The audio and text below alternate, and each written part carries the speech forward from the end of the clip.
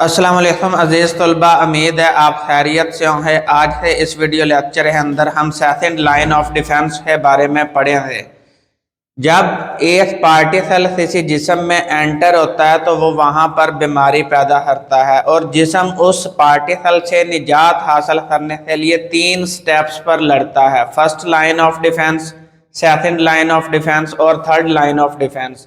तो इस video lecture के अंदर हम सेकंड लाइन ऑफ डिफेंस पढ़े हैं। सेकंड लाइन ऑफ डिफेंस का दूसरा नाम है नॉन स्पेसिफिक डिफेंस, यानी ये बहुत ज़्यादा इत्साम है जो पार्टिकल्स हैं उनके खिलाफ लड़ने के लिए इस्तेमाल होता है। अब सेकंड लाइन ऑफ डिफेंस तब एक्टिवेट होता है जब फर्स्ट लाइन ऑफ डिफेंस जो है वो फेल हो जाए, यानी वो पार्टिकल जो है वो जिल्द और म्यूकस मेम्ब्रेन को क्रॉस करके जिस्म में एंटर हो जाए, तो तब second line of defence activate होता है, तब ये उसके खिलाफ एक्शन परफॉर्म करता है। अब सेकंड लाइन ऑफ डिफेंस जो है ये 3 स्टेप्स पर मुश्तमिल है।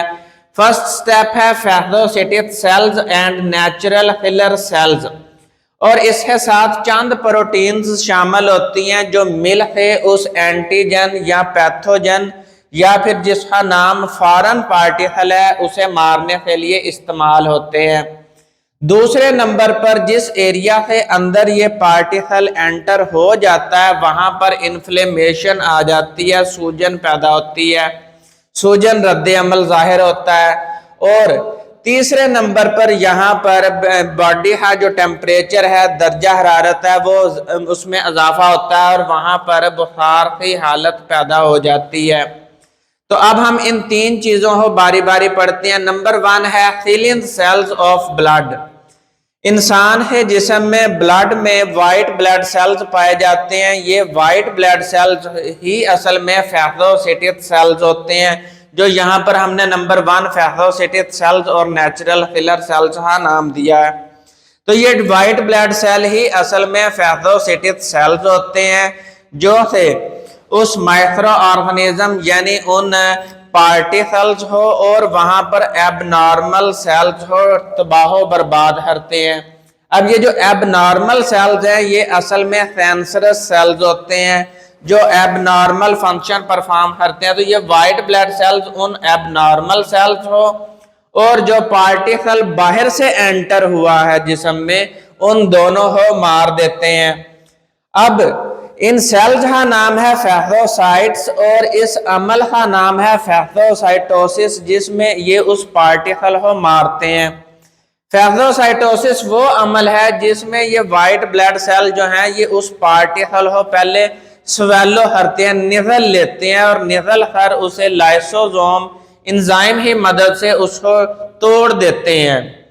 Main types of phagocytic cells of white blood cells. White blood cells ही 3 मेन इत्साम हैं जो फैगोसाइटोसिस में अपना रोल प्ले करती हैं। उनमें नंबर 1 है मैक्रोफेजिस, नंबर 2 है डेंड्रिटिक सेल्स और नंबर 3 है न्यूट्रोफिल्स। अब इसके अलावा 4th है नेचुरल किलर सेल्स। ये 4 सेल्स हमने पढ़ने हैं। नंबर 1 पे हम ले लेते हैं मैक्रोफेजिस एंड डेंड्रिटिक सेल्स। जब ब्लड सर्कुलेट करता है तो ब्लड सर्कुलेट के दौरान ब्लड के अंदर सेल्स होते हैं जिन्हें हम नाम देते हैं, ये स्टेम सेल्स हैं, हिमेटोपोइटिक स्टेम सेल्स।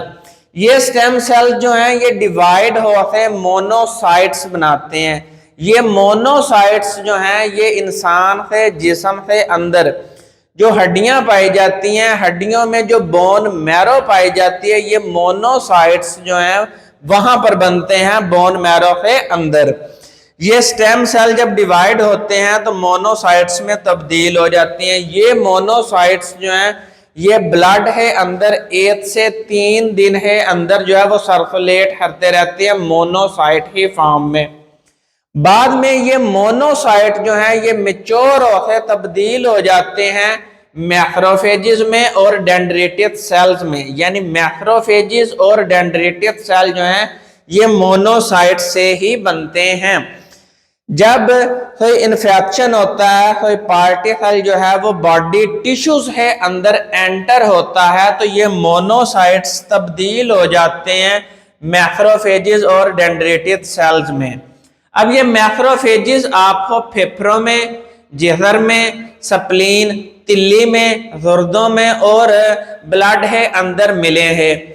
ये जब इन्फेक्शन हो जाता है, वहां पर कोई पैथोजन इंटर हो जाता है, पार्टिकल बॉडी टिश्यूज में इंटर हो जाता है, तो ये उन टिश्यूज है दरमियान, जो सेल्स है दरमियान में इंटर सेलुलर स्पेसिस होती हैं, तो वह ये वहां पर मैक्रोफेज जाते हैं और उन इंटरस्टिशियल स्पेसिस है अंदर, इंटरसेलुलर स्पेसिस है अंदर, जहां पर वो पार्टिकल पड़ा होता है उसे डिस्ट्रॉय करते हैं, मार देते हैं, तबाह कर देते हैं। इसके अलावा मैक्रोफेज एक और अमल भी परफॉर्म करते हैं जिसका नाम है एंटीजन प्रेजेंटिंग सेल्स। अब ये जो एंटीजन ही टर्म है ये भी उसी पैथोजन के लिए इस्तेमाल की जाती है। फॉरेन पार्टिकल, पैथोजन, एंटीजन, ये एक ही चीज है, तीन नाम है। तो मैक्रोफेज जब उस पार्टिकल को तबाह कर देता है, तोड़ देता है, तो उसके पीसेस जो हैं, टुकड़े जो हैं, वो दूसरे मैक्रोफेजेस के सामने शो करता है, तो ये एंटीजन था, ये पार्टिकल था, इसे मैंने मार दिया है। आइंदा भी ये कभी अगर जिस्म में एंटर हो तो आपने इसे मारना है। इस अमल का नाम है एंटीजन प्रेजेंटिंग सेल्स। इसके अलावा मैक्रोफेज के पास चंद प्रोटीन्स भी ये बनाता है। मैक्रोफेज चंद प्रोटीन्स बनाता है जो कि मैचुरेशन ऑफ मोनोसाइट में रोल प्ले करती हैं। जब ये मैक्रोफेज उस पार्टिकल को मारता है तो ये प्रोटीन्स और भेजता है ताकि ये मोनोसाइट्स जो है वो और मैक्रोफेज में मैच्योर हो जाएं, तब्दील हो जाएं। ज्यादा से ज्यादा मैक्रोफेज बने हैं तो ज्यादा से ज्यादा पार्टिकल्स को मारने में आसानी होती है। यहाँ पे एक प्रोटीन पाई जाती है इंटरल्यूकिन 1। ये उस दौरान बॉडी का दर्जा हरारत बढ़ा देती है, फीवर की कंडीशन पैदा कर देती है। इसके अलावा मैक्रोफेज जो है वो वाउंड हीलिंग, जख्म को ठीक करने में, टिश्यूज डैमेज हो जाएं तो उसे रिपेयर करने में, और मैक्रोफेज जिन पार्टिकल्स को मार देता है, जिन एबनॉर्मल सेल्स को मार देता है, वहां से खत्म कर देता है, तो वहां पर वो सेल डेब्रस पड़ा होता है, तो ये मैक्रोफेज जो है वो उस सेल डेब्रस को वहां से निगल कर रिमूव कर देता है। वो साइट जो है वो साफ हो जाती है जहां पर पहले इन्फेक्शन होता है। नंबर 2 है डेंड्रेटिक सेल। ये डेंड्रेटिक सेल भी जो है ये मोनोसाइट की मैचुरेशन से ही बनते हैं। जब मोनोसाइट्स मैच्योर हो जाते हैं तो उसके बाद ये डेंड्रेटिक सेल्स में कन्वर्ट हो जाते हैं, तब्दील हो जाते हैं। ये डेंड्रेटिक सेल जो है ये इन्वायरमेंट, माहौल के साथ बराह रास्त राबते में होते हैं, और इनके अंदर भी एंटीजन प्रेजेंटिंग सेल्स का जो अमल है वो पाया जाता है। इसके अलावा डेंड्रेटिक सेल जो हैं ये अडेप्टिव इम्यूनिटी को बरकरार रखते हैं। अब ये अडेप्टिव इम्यूनिटी क्या चीज है? एक क़ुव्वत मुदाफ़ियत बच्चे के अंदर पैदाइशी तौर पर मौजूद होती है, उसे इन्नेट इम्यूनिटी का नाम दिया जाता है। एक क़ुव्वत मुदाफ़ियत जो है वो बाद में थ्रू इंजेक्शन, वैक्सीनेशन, बाद में बच्चे में इंजेक्ट करवाई जाती है, बाद में बच्चा हासिल करता है, तो उसे अडेप्टिव इम्यूनिटी का नाम दिया जाता है। तो ये डेंड्रेटिक सेल जो हैं ये असल में उस अडेप्टिव इम्यूनिटी को बरकरार रखने में मदद देते हैं। इसके अलावा मेन फंक्शन जो है डेंड्रेटिक सेल है वो है एक्टिवेट टी सेल्स। जब बॉडी के अंदर, जिस्म के अंदर second line of defence fail हो जाता है तो फिर बॉडी जो है वो तीसरे स्टेप पर थर्ड लाइन ऑफ डिफेंस लाती है। थर्ड लाइन ऑफ डिफेंस के अंदर लिम्फोसाइट्स होते हैं सेल्स, वो भी इसी हिमेटोपोएटिक स्टेम सेल से ही मैच्योर होने के बाद में बनते हैं। अब वहां पर दो लिम्फोसाइट सेल्स होते हैं, B lymphocyte cells, T lymphocyte cells. तो ये असल में डेंड्रेटिक सेल जो है ये उन टी लिम्फोसाइट्स को एक्टिवेट करने से में मदद देते हैं। ये मैक्रोफेज जब ये उस एंटीजन को मार देते हैं, पार्टिकल को मार देते हैं, तो उसके बाद मैक्रोफेज आते हैं और उसी तरह वहां से सेल डेब्रिस को रिमूव कर देते हैं। वहां पर जो टूट फूट सेल जब टूट फूट जाते हैं, पार्टिकल टूट फूट जाता है, तो वहां पर जो सेल डेब्रिस पड़ा हुआ होता है, यानी आप सादा लफ्जों में फैले जो बाकिया मलबा पड़ा होता है सेल का, वहां पे जो कंपोनेंट्स पड़े होते हैं उनको ये वहां से जाके साइट को साफ कर देता है, क्लियर कर देता है। उसके बाद है न्यूट्रोफिल्स। अब व्हाइट ब्लड सेल्स हो हम साइटोप्लाज्म की बुनियाद पर दो अक़साम में डिवाइड करते हैं। एक साइटोप्लाज्म होता है ग्रैन्युलोसाइट्स, एक साइटोप्लाज्म होता है एक ग्रैन्युलोसाइट्स। जो ग्रैन्युलोसाइट्स होते हैं उसके साइटोप्लाज्म में दानेदार स्ट्रक्चर मौजूद होते हैं, और जो एक ग्रैन्युलोसाइट्स होता है उसका साइटोप्लाज्म जो होता है वो साफ होता है, उसमें दानेदार स्ट्रक्चर्स मौजूद नहीं होते। तो व्हाइट ब्लड सेल ही एक टाइप है ग्रैन्युलोसाइट्स। अब ये न्यूट्रोफाइल जो हैं ये असल में ग्रैन्युलोसाइट्स होते हैं, यानी इसके साइटोप्लाज्म में ग्रैन्युलर बॉडीज होती हैं, दानेदार स्ट्रक्चर्स होते हैं। ये शॉर्ट लिव्ड होते हैं, ये थोड़ा अरसा जो है वो ब्लड है अंदर जिंदा रहते हैं, उसके बाद ये डिग्रेड हो जाते हैं। इसकी जो सेल मेम्ब्रेन होती है वो फ्लेक्सिबल होती है, लचकदार होती है। तो अब सेल्स है दरमियान में इंटरसेलुलर स्पेसेस हैं। अब वहां पर जो बड़े सेल्स होते हैं, मसलन मैक्रोफेज सेल्स हैं, डेंड्रिटिक सेल्स हैं, ये वहां पर इंटरसेलुलर स्पेसेस हैं, अंदर जाकर ये उन पार्टिकल्स को मार नहीं सकते। तो यहाँ पर इसकी सेल मेम्ब्रेन फ्लेक्सिबल है, लचकदार है, तो ये वहां पर भी पहुंचकर उस पार्टिकल को मार देते हैं। इसके जो मूवमेंट है वो सूडोपोडिया के जरिए से होती है। अब ये सूडोपोडिया वही हैं जो अमीबा के अंदर मौजूद होते हैं। असल में साइटोप्लाज्म जो है वो प्रोजेक्ट करता है, एक साइड की तरफ प्रेशर मारता है, जिसकी वजह से अमीबा जो है वो उस तरफ जो है वो मूव करना शुरू कर देता है। इसी तरह ये न्यूट्रोफिल्स जो है ये भी इसी सूडोपोडिया के जरिए से ही मूव करने में मदद देते हैं। इस मूवमेंट का नाम है अमीबॉइक मूवमेंट। अब ये जो न्यूट्रोफिल्स हैं ये किसी भी पार्टिकल को तीन तरह से मारते हैं, यानी तीन तरह के अमल परफॉर्म करते हैं जिसके जरिए से ये पार्टिकल को मारते हैं। पहला अमल है फेगोसाइटोसिस।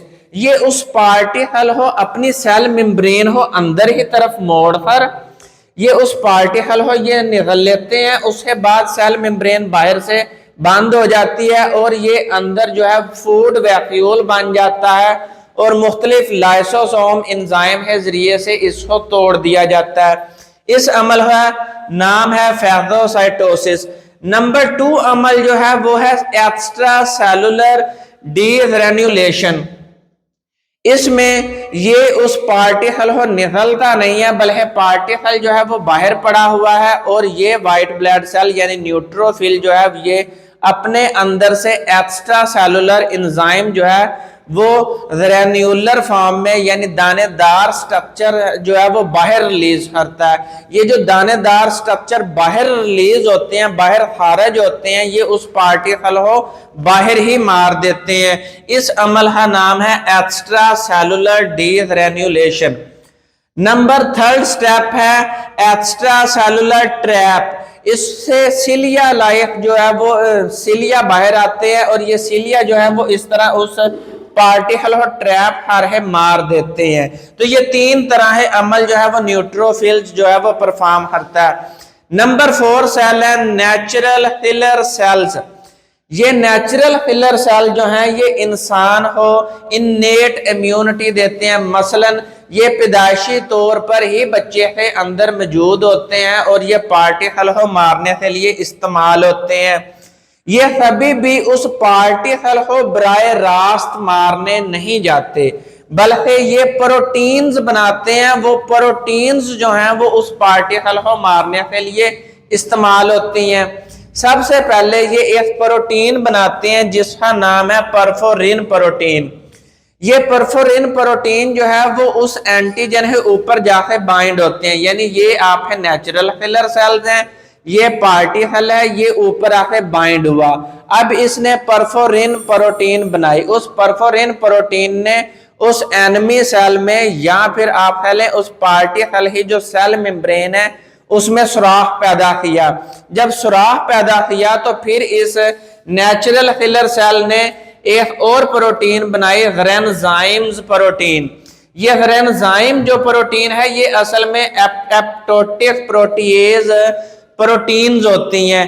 ये जाकर फिर उस सेल हो, एनिमी सेल या पार्टी सेल हो, ये तोड़ देती है। तो ये मुख्तलिफ प्रोटीन के जरिए से एनिमी सेल हो मारती है या उस एंटीजन को मारती है। जब ये मार देती है तो फिर यहाँ पर मैक्रोफेजेस आते हैं। ये उस मैक्रोफेजेस जो हैं ये उस टूट फूट के नतीजे में जो कंपोनेंट्स ऑफ पार्टी सेल्स होते हैं ये उन सेल डेब्रिस को वहां से रिमूव कर दिया जाता है।